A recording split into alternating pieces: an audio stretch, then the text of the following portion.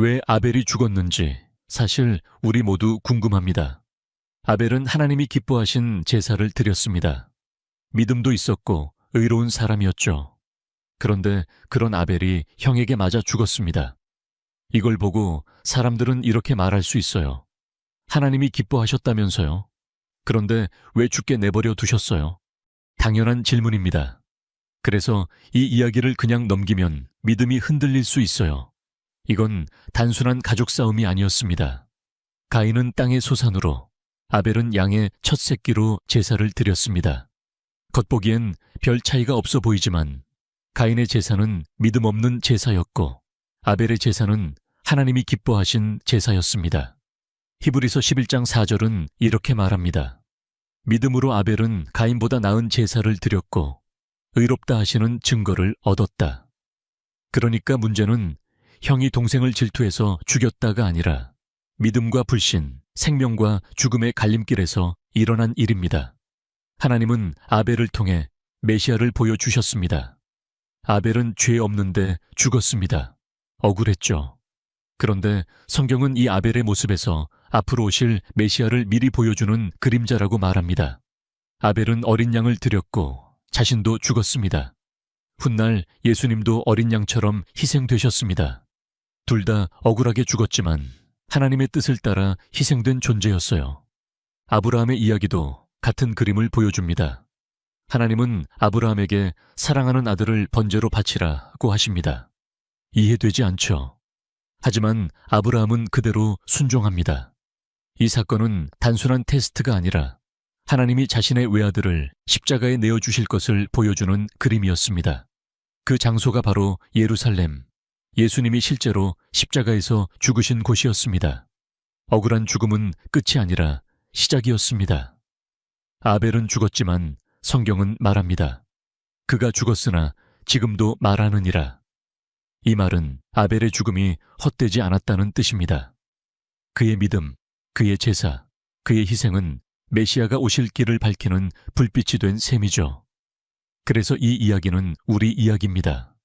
우리도 믿음을 가지고 살고 싶은데 가끔은 손해보기도 하고 억울할 때도 많죠. 하지만 아벨과 아브라함의 이야기는 말합니다. 하나님은 모든 걸 알고 계시고 준비해 두셨다.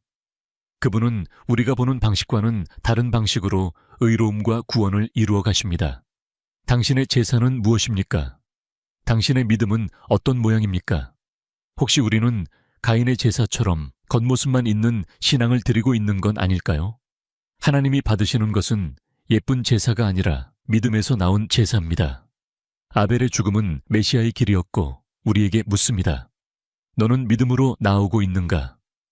지금부터 아벨의 제사와 죽음, 그리고 아브라함의 믿음과 순종에 대해 자세히 알아보도록 하겠습니다.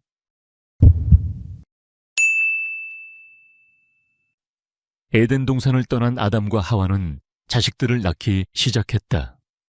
그리고 에덴 동산 밖의 세상에서 전개되는 인류 역사의 처음 이야기에 농사를 짓는 큰아들 가인과 양을 치는 작은아들 아벨이 소개된다.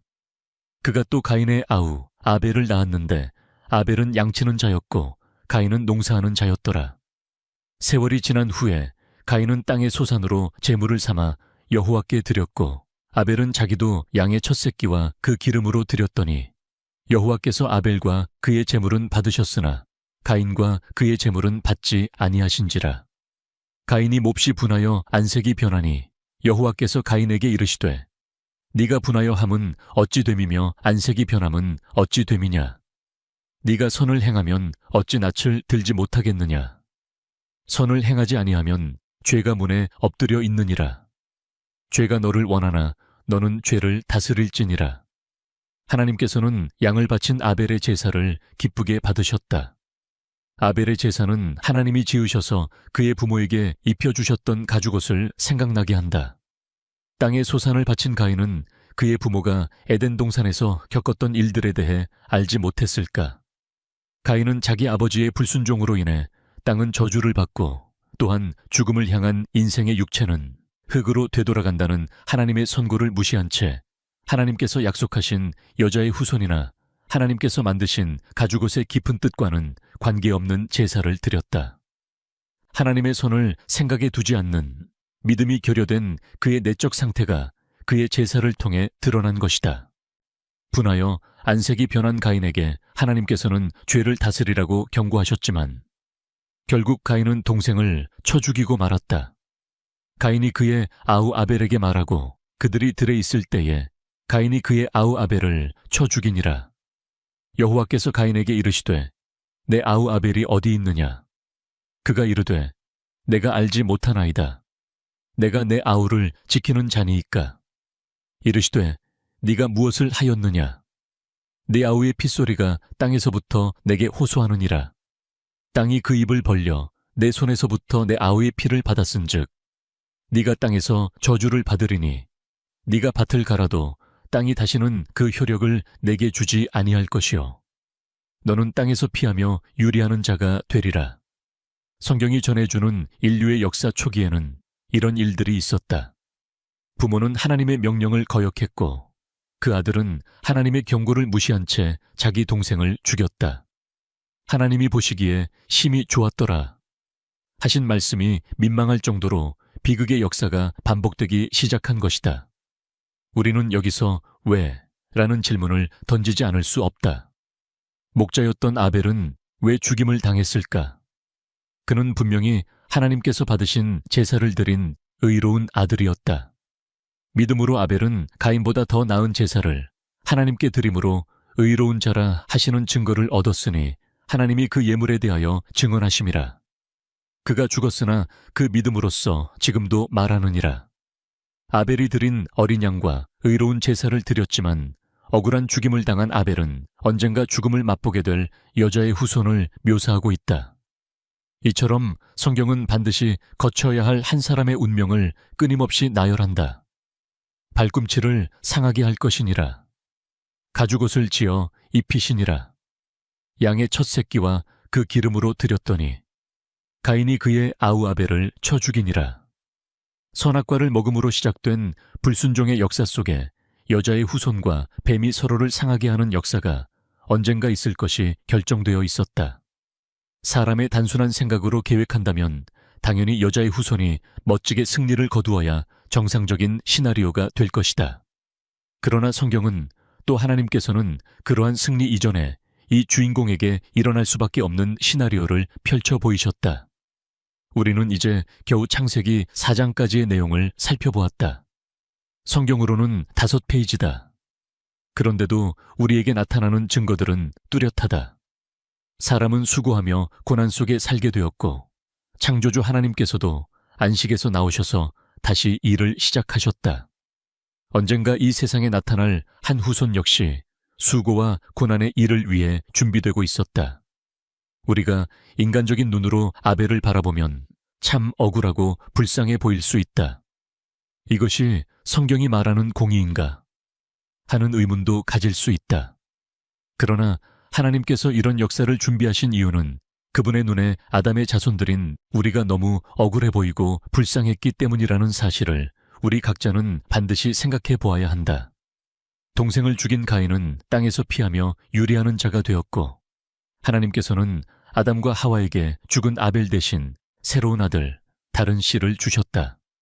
셋이라는 이름의 이 아들은 아버지 아담의 모양과 형상을 그대로 물려받았다고 성경은 기록한다. 성경은 이러한 내용들을 통해 우리에게 하나님께서 일하시는 방법과 순서를 계속해서 이야기하고 있다. 그리고 모든 문제를 해결하러 세상에 오실 메시아 역시 반드시 하나님께서 성경을 통해 제시하시는 예언적 증거들에 부합한 모습으로 오도록 결정되어 있다. 먼저는 아벨처럼 억울한 죽음을 당해야 하고 그 후에 두 번째로 오실 때는 새처럼 새로운 다른 모습으로 오시도록 되어 있다.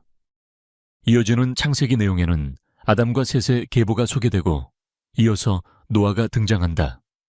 대홍수가 지나간 후 노아와 함께 방주에서 살아나온 노아의 세 아들들을 통해 인류는 다시 땅에 번성했다. 그중 셈이라는 아들의 계보에서 아브람이 태어났다. 현재 이라크의 바그다드에서 그리 멀지 않은 우르에서 출생한 아브람은 하나님의 부르심을 받아 가나안 땅, 현재의 이스라엘로 서서히 이주해 갔다. 여호와께서 아브람에게 이르시되 너는 너의 고향과 친척과 아버지의 집을 떠나 내가 네게 보여줄 땅으로 가라. 내가 너로 큰 민족을 이루고 내게 복을 주어 내 이름을 창대하게 하리니 너는 복이 될지라. 너를 축복하는 자에게는 내가 복을 내리고 너를 저주하는 자에게는 내가 저주하리니 땅의 모든 족속이 너로 말미암아 복을 얻을 것이라 하신지라.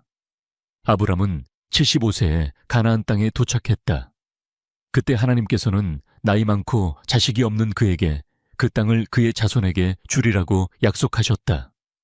여호와께서 아브람에게 나타나 이르시되 내가 이 땅을 네 자손에게 주리라 하신지라. 자기에게 나타나신 여호와께 그가 그곳에서 제단을 쌓고 보이는 땅을 내가 너와 네 자손에게 주리니 영원히 이르리라. 그리고 내 몸에서 날짜가 내 상속자가 되리라 라고 또다시 약속해 주셨다. 아브람은 가나안 이주 후 11년이 지난 86세의 나이에 아내의 여종을 통해 이스마엘이라는 아들을 얻지만 하나님께서는 다시 한번 상속자에 대해 말씀해 주셨다. 하나님이 이르시되 아니라 내 아내 사라가 내게 아들을 낳으리니 너는 그 이름을 이삭이라 하라. 내가 그와 내 언약을 세우리니 그의 후손에게 영원한 언약이 되리라. 이 약속대로 아브라함은 100세의 나이에 아내 사라의 늙은 몸을 통해 이삭이라는 아들을 얻었다. 이삭이 바로 야곱 곧 이스라엘의 아버지이다. 하나님의 말씀에는 두 가지 언약이 포함되어 있었다. 아브라함의 후손이 가나안 땅을 물려받는다는 인물과 장소에 관한 언약이다. 물론 그 당시에는 이삭을 통해 이어질 아브라함의 계보를 보증하신 말씀이었다. 그러나 이때 하나님께서는 궁극적으로 아브라함에게 먼 훗날 그의 자손들 앞에와 이스라엘 땅에 나타나실 자손을 약속하셨던 것이다. 이 자손이 아담이 범죄한 후 하나님께서 약속하신 여자의 후손이다. 하나님의 그 원대한 뜻이 이루어지기 위해서는 늙은 아브라함에게 아들이 태어나야만 했다. 하나님은 여종을 통해서 난 아들이 아니라 아내 사라의 몸에서 난 아들이 아브라함의 상속자가 될 것이라는 약속을 이루어 주셨다. 여호와께 능하지 못한 일이 있겠느냐? 기한이 이를 때에 내가 내게로 돌아오리니 사라에게 아들이 있으리라.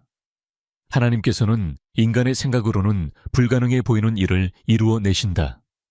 훗날 오실 메시아 역시 사람의 지식이나 상식을 뛰어넘는 하나님의 능력으로 세상에 태어나도록 되어 있었다. 아브라함의 아들 이삭도 이런 과정을 통해 100세라는 늙은 나이에 얻은 귀한 아들이었다. 그런데 하나님께서는 그 귀한 아들을 번제로 바치라고 아브라함에게 요구하셨다. 이것은 이성적 판단으로는 도저히 받아들일 수 없는 요구이다. 그러나 아브라함은 하나님의 말씀에 그대로 순종했고 그 일을 실행에 옮기기 위해 길을 나섰다.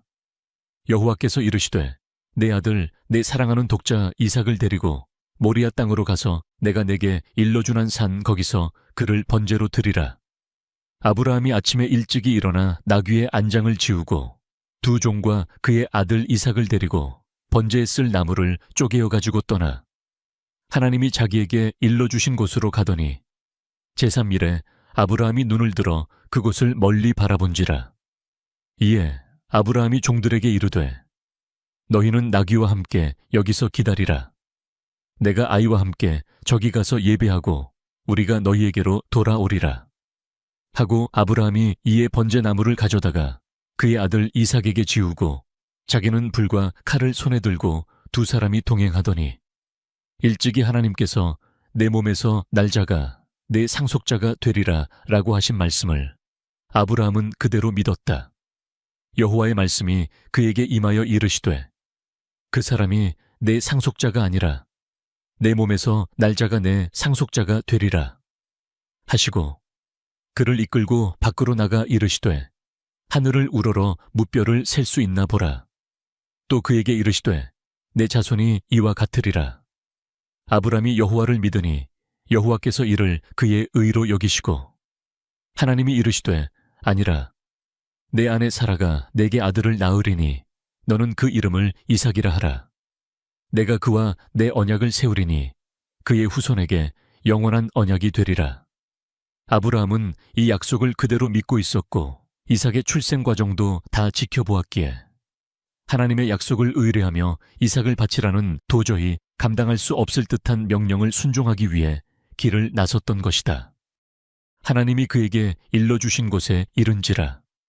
이에 아브라함이 그곳에 제단을 쌓고 나무를 버려놓고 그의 아들 이삭을 결박하여 제단 나무 위에 놓고 손을 내밀어 칼을 잡고 그 아들을 잡으려 하니 여호와의 사자가 하늘에서부터 그를 불러 이르시되 아브라함아 아브라함아 하시는지라. 아브라함이 이르되 내가 여기 있나이다 하매 사자가 이르시되 그 아이에게 내 손을 대지 말라. 그에게 아무 일도 하지 말라. 네가 네 아들 네 독자까지도 내게 아끼지 아니하였으니 내가 이제야 네가 하나님을 경외하는 줄을 아노라. 하나님께서는 무슨 이유로 이 귀하게 또 어렵게 얻은 아들을 번제물로 바치라고 명하셨을까? 모리아 땅은 지금의 예루살렘이다. 바로 그곳에서 외아들을 바치라 하신 명령은 아브라함과 그 아들 이삭을 통해 하나님의 의도하신 바, 곧 훗날 그곳에서 일어날 한 가지 일을 드러내기 위한 것이었다. 아브라함이 눈을 들어 그곳을 멀리 바라본지라 라고 기록되었듯이 하나님께서는 이 사건을 통해 훗날 여자의 후손이 겪을 고난, 곧 메시아의 죽음을 미리 바라보셨던 것이다. 아브라함이 눈을 들어 살펴본즉 한 수샹이 뒤에 있는데 뿔이 수풀에 걸려 있는지라. 아브라함이 가서 그 수샹을 가져다가 아들을 대신하여 번제로 드렸더라. 아브라함이 그 땅 이름을 여호와 이레라 하였으므로 오늘날까지 사람들이 이르기를 여호와의 산에서 준비되리라 하더라. 여호와의 사자가 하늘에서부터 두 번째 아브라함을 불러 이르시되 여호와께서 이르시기를 내가 나를 가리켜 맹세하노니 네가 이같이 행하여 내 아들 내 독자도 아끼지 아니하였은즉 내가 내게 큰 복을 주고 내 씨가 크게 번성하여 하늘의 별과 같고 바닷가의 모래와 같게 하리니 내 씨가 그 대적의 성문을 차지하리라. 또 내 씨로 말미암아 천하 만민이 복을 받으리니 이는 네가 나의 말을 준행하였음이니라 하셨다 하니라. 가죽에서 시작된 희생과 죽음의 암시가 그대로 이어졌다. 그리고 그 후에 순종함을 통해 주어지는 영광에 찬 약속이 증거로 주어진다. 이것은 혼돈하고 공허한 곳에 빛이 있으라 하셨던 창조 첫날의 명령과 아주 닮았다고 볼 수 있다.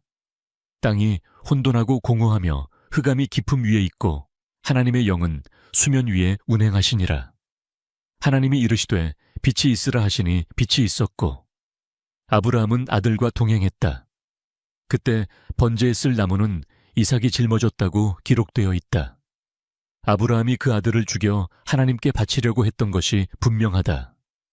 이때 아브라함은 아들을 죽이는 신용만 했다든지 하나님께서 불러주시기를 기다렸다든지 한 것이 아니다. 이러한 아브라함의 행동은 겉으로만 표현되는 순종과는 차원이 다른 행동이었다. 나 여호와는 심장을 살피며 폐부를 시험하고 각각 그의 행위와 그의 행실대로 보응하나니 마음을 감찰하시는 하나님 앞에서의 행동은 겉과 속이 다 드러난다는 것을 아브라함은 잘 알고 있었을 것이다.